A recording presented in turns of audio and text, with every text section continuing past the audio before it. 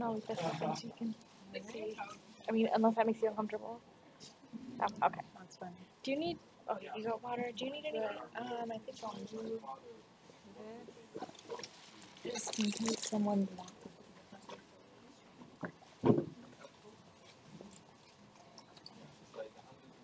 I told her 15 afterwards because we were running late. Yeah, I'm streaming right now just because the people online and they'll be like, "Why are you starting it?"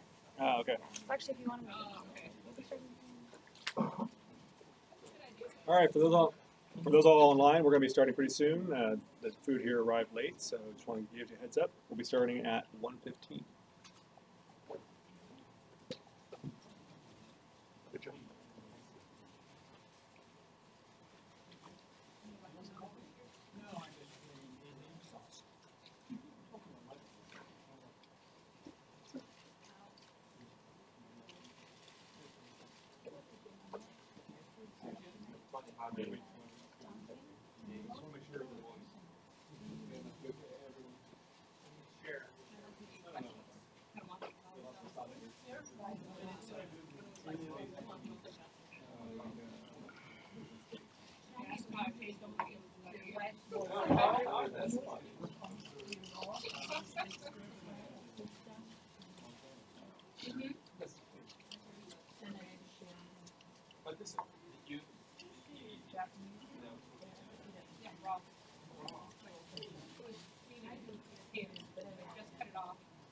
I'm not sure about that. Didn't rinse it off or nothing.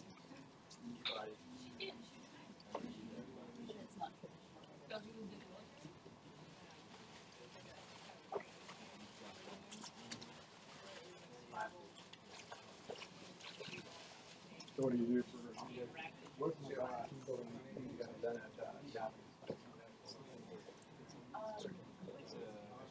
Oh, my God. I'm sorry.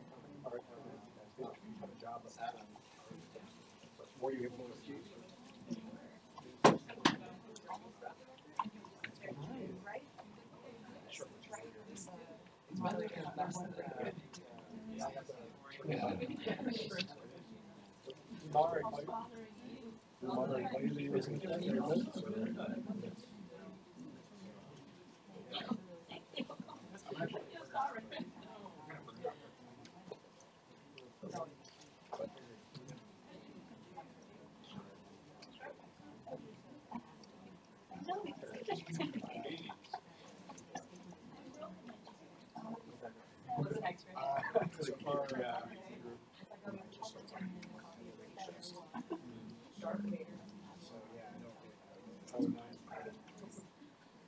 My favorite show.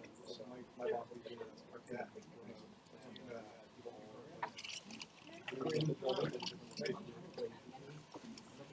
flew us out once a year at a different location with like outside questions. And we had an activity which the day we spent in Grand Haven, so that was a cool town, Lake Michigan. I think it was anyways, we go there, and we basically had two teams at the same time. I could photo of it, and I think it's got fast.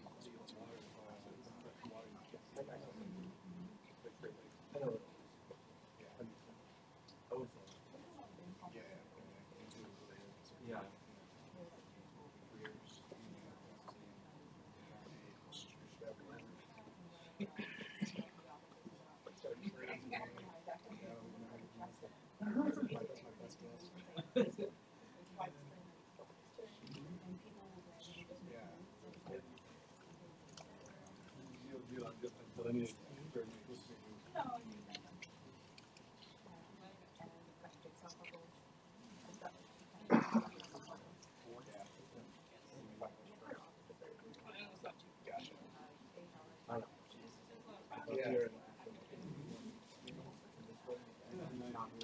We have with ours, we have we have a table where we share food, so we'll just dump off those on. Candy treats. There's no floor, it was like just our table. People love to read.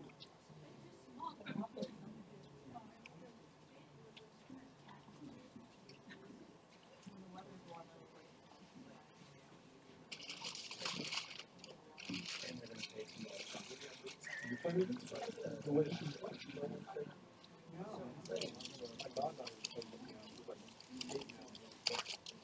it was like 8 now. I love getting on it, but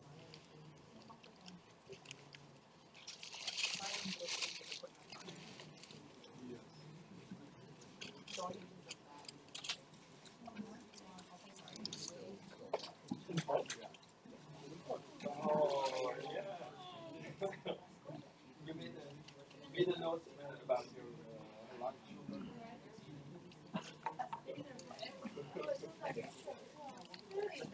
Are you guys on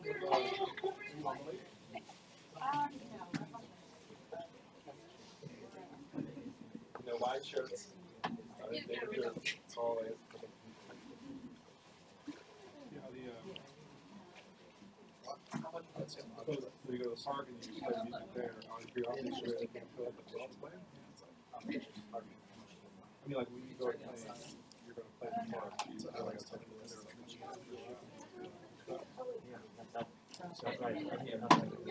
yeah. Oh.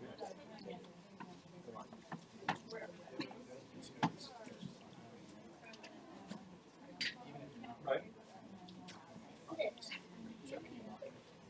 Really? How much notice do you have to play?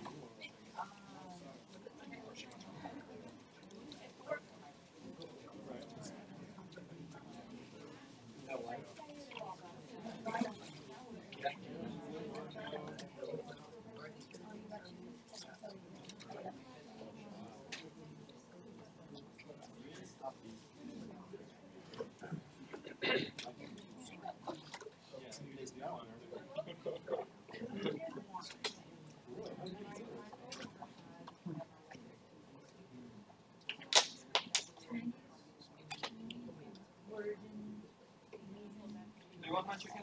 I'm going to eat some. No.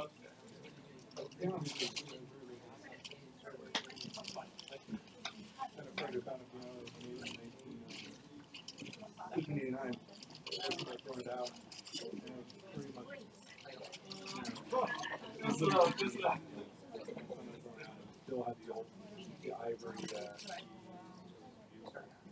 got it, they brought it in, and it wasn't damaged at all. I mean, I would say that's 120 years. Considering that it survived.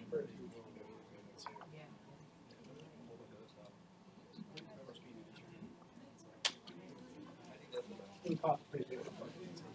I'm glad that's what you did. Obviously.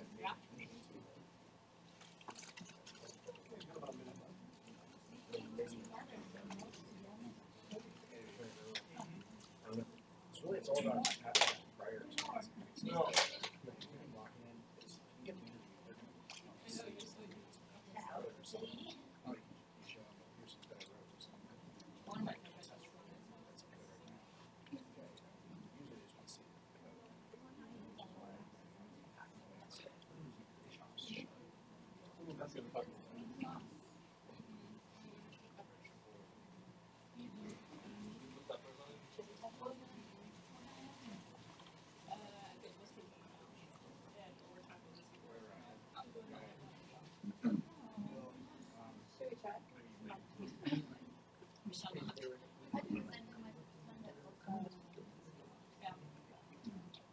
Oh, yeah.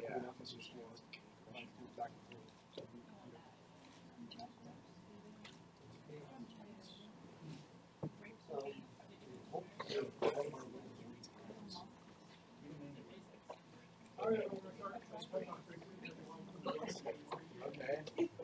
You guys get the job. It's something really random. All right.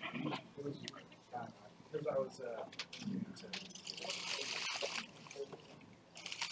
okay. Sorry.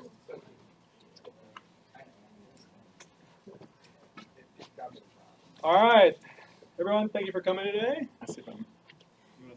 Yours right there. I was standing right behind you, coming on your shoulder. Thank you for coming. We're very fortunate to have Alexandrea Bay with NAVEX Global, a company that deals with compliance and training software, and she's going to talk about mentorship culture. So with that, let's give her a warm welcome. Thanks, everyone. Can you guys hear me in the back? All right. I have a pretty quiet voice, so I just want to check. Thanks for coming. I'm going to talk today about mentorship culture. Mentorship culture is something that I'm really passionate about, and it's something that I vastly underestimated when I was first looking for a job. I've been working at NAVEX Global for 2.5 years. It's my first job since graduating college, and I was a biology major and a computer science and music minor.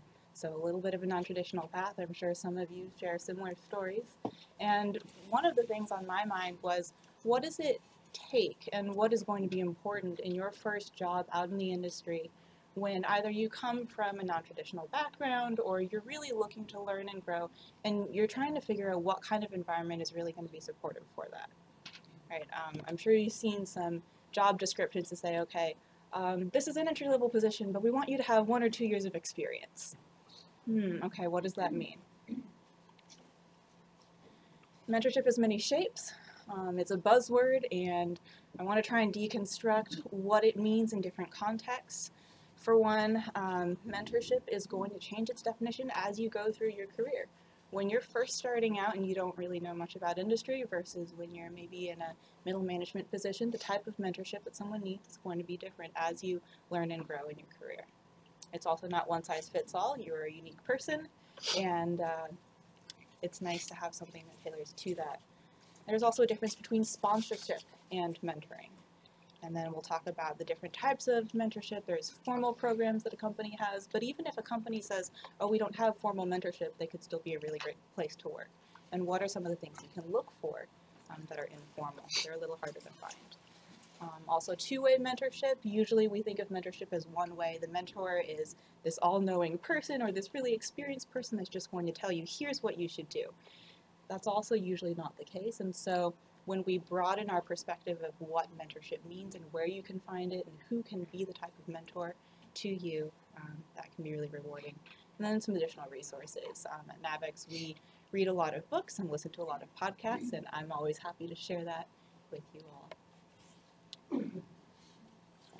And the first thing I want to point out, it's increasingly unlikely you could ever expect a single mentor to offer great advice for your entire career. And this is what I was saying. A lot of times, especially when you're first starting out, it might be really nice to say, I'm just going to find a mentor and everything's going to be fine after that. It's a little more complicated. When we think about mentorship versus sponsorship, mentors give you perspectives and sponsors give you opportunities. Think of NASCAR or a sports game or something like that, and you see sponsored by, and there's this big company.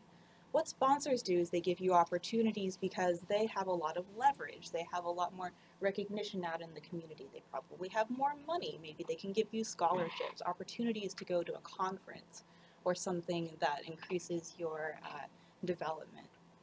But sponsors, because they are so high up there, probably don't have the time to sit down and have a heart-to-heart with you and explore where you want to go in your career and what you're struggling with. But sponsors are still really valuable. The reason why I bring that up is because oftentimes when I used to think about mentors, I also thought that a mentor had to be a really great sponsor. But if you think about them separately, you can say, okay, maybe this sponsor can give me a good opportunity, but I'm not going to rely on them to be able to sit down with me for a long time and talk through something. A mentor can do that. Mentors give you perspective. They're the people who are more likely to be able to say, okay, well, you're struggling with this thing at work, or you're worried about taking one direction versus the other. And they can say, well, from my experience, or from, here's someone that you should talk to who can help give you perspective on that. That's a very different level of experience. When you think about formal, informal mentoring is what I think of as the hidden gems. A company is not going to advertise on their job pages that, hey, yeah, we're really friendly and you can just always talk to someone. That's something you kind of expect. In informal mentoring, it's a lot more up to you to determine what you want to get out of your experience. If you know that you're struggling with a particular goal or you have questions, it relies on you being a lot more self-motivated, happens on an as-needed basis, and so again, it can be I'm struggling with an issue at work and maybe I don't know much about this particular SQL concept. Maybe I can go find someone who I know is really good at SQL, and for this particular instance, I can try and get some of their time. It's also more likely to form out of friendship. Mentors can be your peers. And so as you're going through boot camps or as you're in the workplace, it does not have to be someone who is more experienced than you. Everyone has a different experience, everyone has something to share, and just because you're on the same level doesn't mean you can't learn from each other. The one downside about informal mentorship is it doesn't always reach everyone. In some industries, in some companies, you might have this atmosphere of if you're not part of this club, you're not going to get a leg up. And that's why formal mentorship can also be really useful. In formal mentorship programs, it's usually led by leadership, and leadership says we want to take experienced people and pair them with less experienced people. There might be some software that says we're going to help you establish goals, and we're going to make that a lot more structured to say how are you going to reach those goals, how do we track them. And that can be really great for accountability. At NAVEX, we do that for the entire company.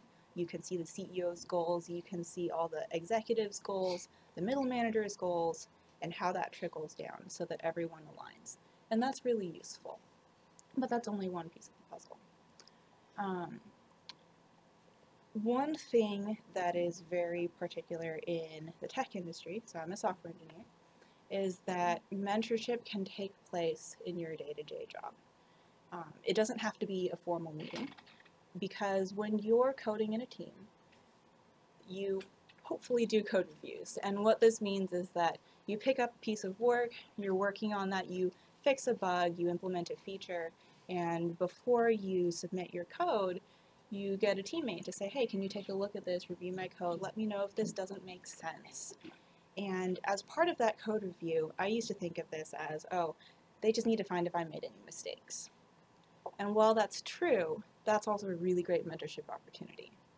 Because if something doesn't make sense to another person, you can have a dialogue with them about, okay, what does this read like to you? And what is a way that we can work together to make that better? And you can become a better coder both by talking about your code, how you're approaching the problem, and then understanding how someone else sees that same problem. Peer programming and paired programming is another thing. Sometimes if you've got a really tough problem and maybe no one in your team has ever faced this before, instead of going it alone, sometimes you do paired programming, which means you'll do a screen share or two people sitting side by side, and you talk the problem out. Maybe you take turns actually driving the mouse and keyboard. But paired programming, I think, is an informal way of doing mentorship, because as you're figuring out a problem, you're teaching each other. Got some more stories on that later. Two-way mentorship is another thing that I want to touch on, because a lot of the times we think of mentorship as flowing one way. You're having the mentor impart information into the mentee. But I think it really goes two ways. From starting to talk to senior engineers, the senior engineers also are hoping to get something out of mentorship. For one, you reinforce what you know by having to teach somebody else. How many of you have ever tried to explain something and you're like, oh yeah, I've got this, I know this concept, and someone asks you for help and you're like, how do I explain this again? Right? And being in that position really forces you to be more articulate, and once you're able to explain that to someone, you have that confidence of, okay, I know this concept better than I did before. Mentorship can go two ways, because giving feedback is important. When you have higher ups who are open to giving open to hearing feedback, one, that's a pretty healthy culture, right? And two, it helps the team on the whole. One thing that I like to look for when I'm giving interviews, or if someone's going to have an interview coming up, ask about how do people at that company share and learn new skills. You learn a lot from this question. One, are there formal programs that help people further their learning? Are there mentorship programs? And beyond the formal stuff, how do people interact, right? Do they have a strong code review culture? Are people constantly reaching out to each other for help, or is it Every person for themselves, you've got to be this ninja, you've got to be this star, and just know it all. Those are two very different cultures. And the reason why mentorship should matter in every single company is because it leads to greater investment in the company. When people are able to share their ideas, it creates a sense of psychological safety. If you think about a safety net, right, that's you have something in place that if someone falls, there's something to catch them. And it might hurt a little bit, but they're going to be able to get back up and everything's going to be fine. Psychological safety is when you're able to make a mistake and go to your team member and say, hey, I need some help on this, and they're not going to judge you for it.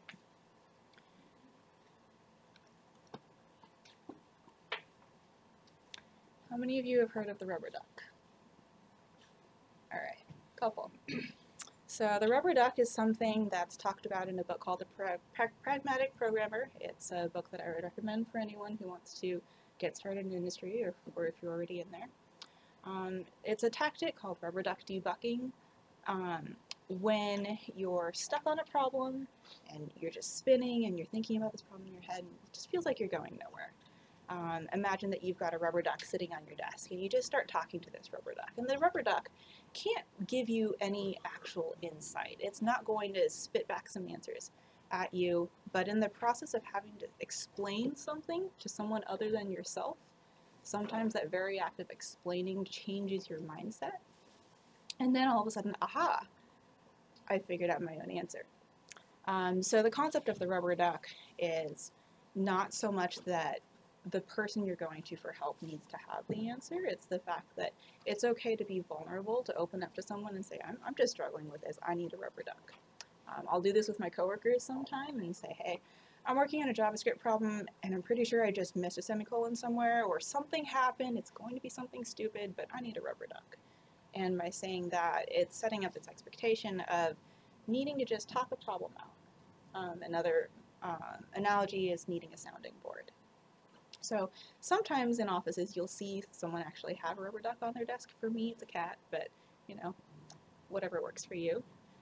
And the reason why I bring this up is because there was one point where I think I'd been out of college and working in my first job for about 3 months, and we had 2 senior software engineers on the team. One of the senior software engineers was out on vacation, and our other senior engineer had written a whole bunch of code, needed to get it checked in, and every single one of our pieces of code needs a code review. So he comes to me and says, hey, do you want to do a code review? I'm like, need to do a code review for you. Okay. I don't know how I'm going to catch any of his mistakes. What that turned into was a really big rubber duck session and also a way to learn from code reviews. He was very patient, and we spent about 2 hours going through all this code where he was explaining, here's why I made this change, here's something tricky that you've got to watch out for, are you familiar with this concept? And it was something where, in an example of two-way mentorship, I was able to learn more about the code base. And by saying, sure, I'll do this code review, it wasn't this mentality of, I know more than the person who has written this code. It's we're going to learn from each other. Really quick note on mentorship and introversion and extroversion. How many of you have heard of Susan Cain? Okay, good.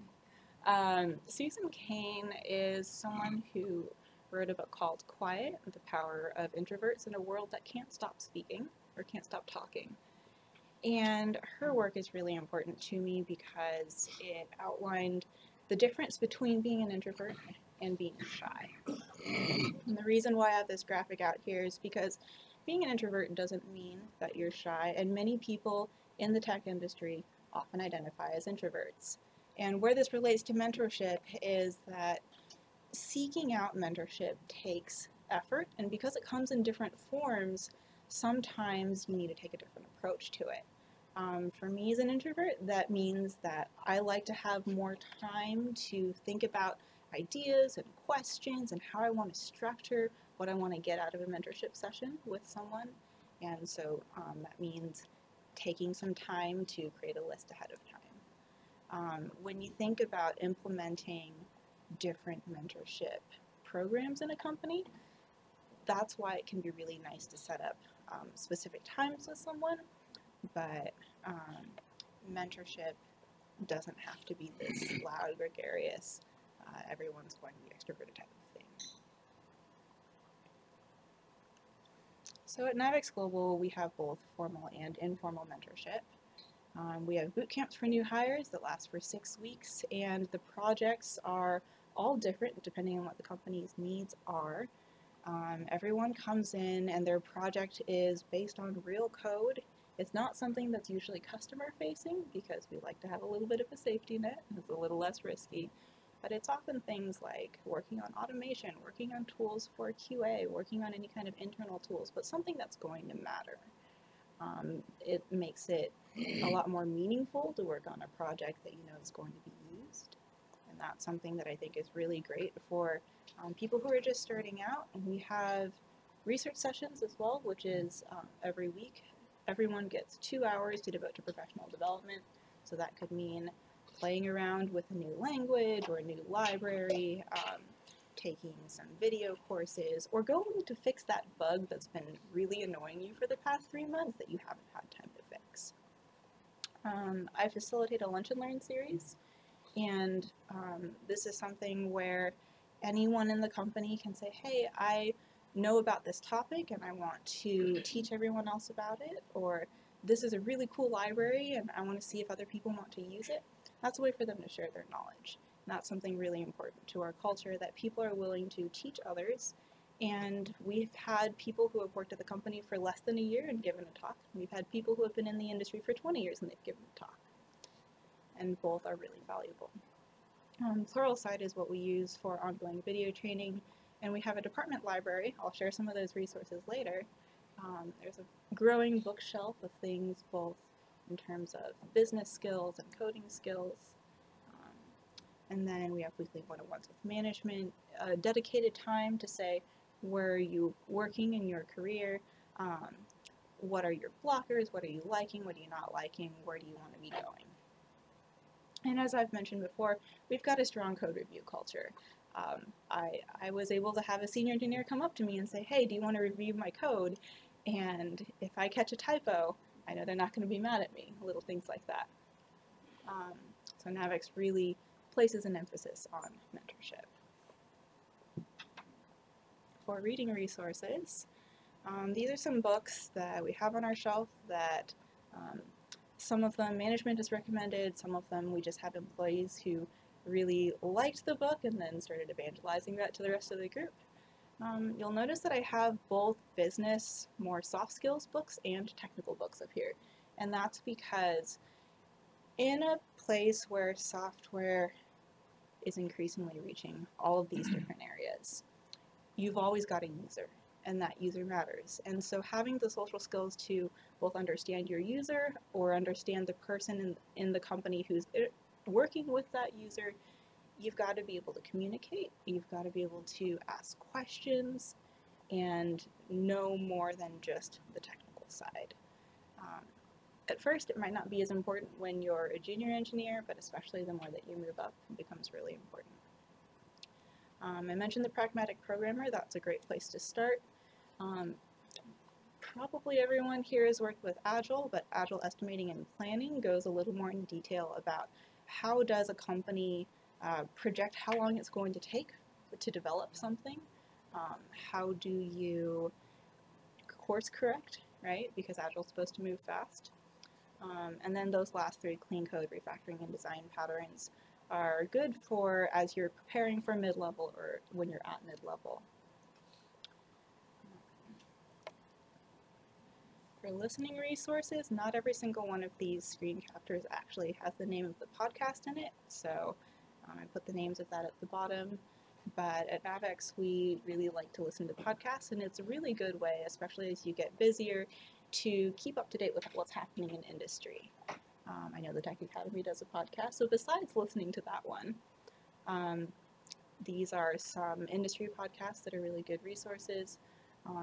They've got interviews with people, but also it's a good way to get exposure to a new library that's happening, or a new product that's out on the market. And once you're working in industry, that's a great way to hear about, we've got this problem at work, and maybe there's this new product I just heard about that might be a great fit for us. So in our product engineering department, we use C#, SQL, HTML, CSS, and JavaScript. We are an agile shop, and we work with Git.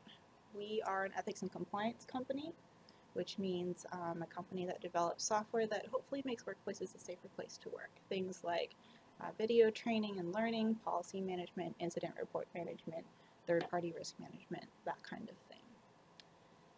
And thank you all for listening to my talk. I'm happy to answer any questions about mentorship, just in general or at NAVEX, and any questions you have.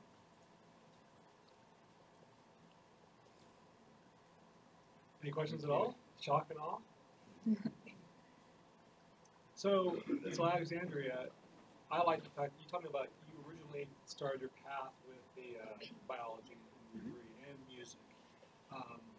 What was it about programming that got you hooked and made you transition to that field? And what was some of the things? Because one of the things we talked about earlier on when we were discussing in the talk was the fact that you were kind of afraid something would take a chance on you. And so what got you excited, and kind of what was that process like for you?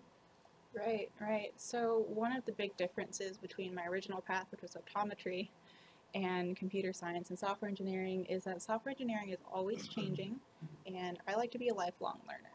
If you're not a lifelong learner, you're going to struggle in a software engineering environment, because unless you're working on COBOL or something that just always needs to be maintained, and you're just going to specialize in that, the world's going to keep moving, and you're going to have to move with it. And so if you're excited by that challenge to say, ooh, there's this new thing, let's go check it out, let's go play with it, let's see how it works, let's see why people are thinking it's popular, is this going to last, is it just a fad? Exploring those types of things really makes me excited. It's really rewarding to have a job where I know it's always going to change. Sometimes it can get a little tiring and you need to take a step back and know what your balance is. But to be a constant learner is, I think, one of the absolutely crucial traits of someone in software engineering. Yeah. What do you think was what actually got you the job, since it was Right. what do you think that they liked about you? Sure. Hope my boss isn't watching this. No, just kidding. So I was a partially academically trained and partially self-taught. I learned C and C++, and that was similar enough to C# that I would read up about C#, which NAVEX uses, and say, okay, here's what I know about what the similarities are going to be for this language. Displaying proactiveness is really good, and resourcefulness. And even though I didn't have the official major or a lot of things like that, I think what really helped is showing that resourcefulness. And so, when you are able to self-teach some things, and you're able to say, here's something that I had to go through lots of documentation in order to understand what's going on. That's a skill you use on the job all of the time, right? And being in a classroom is great, and you can get a lot of fundamentals from that. But a classroom's never going to teach you everything you need to do on the job. And so demonstrating that skill elsewhere, whether it's through a boot camp that put you in that environment or a project that you're working on that put you in that environment, that's really helpful.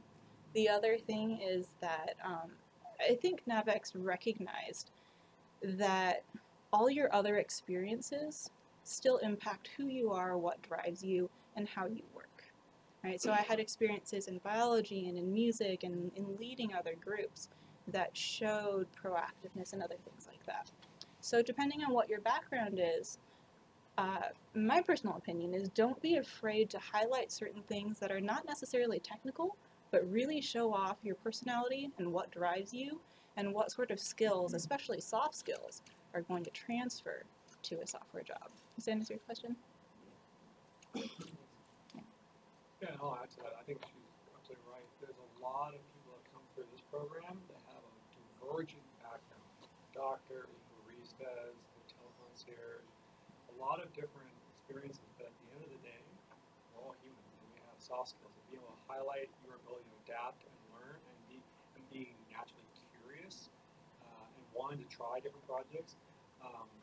As you go through that process of looking for a job, you should be playing with code and saying, what excites me? What am I passionate about? Maybe it's a nonprofit, maybe it's a hobby, and then write code that relates before, I'm an avid runner, and I built code that kind of did a pace calculator for Python. So you can do different things and show your passion and interest, and you don't have to have somebody else. You don't want to wait for somebody else to tell you what to do. You want to go and say, what can I do with what I've learned, whatever medium you've learned in? How can I apply that language to do something fun? And then you have a cool conversation with your interviewer about why you're excited about programming and what you've done with it. Because everybody can hop online and do a video, but how do you apply it? That's an important aspect of it as well. And that can really set you apart too. I've been on the other side of the interviewing table to interview people, and sometimes you hear the same thing over and over again. But if you're coding something that really ties into one of your passions or your hobbies, people can tell when you're excited about it. People can tell when you're motivated about it, and being able to show that's really important.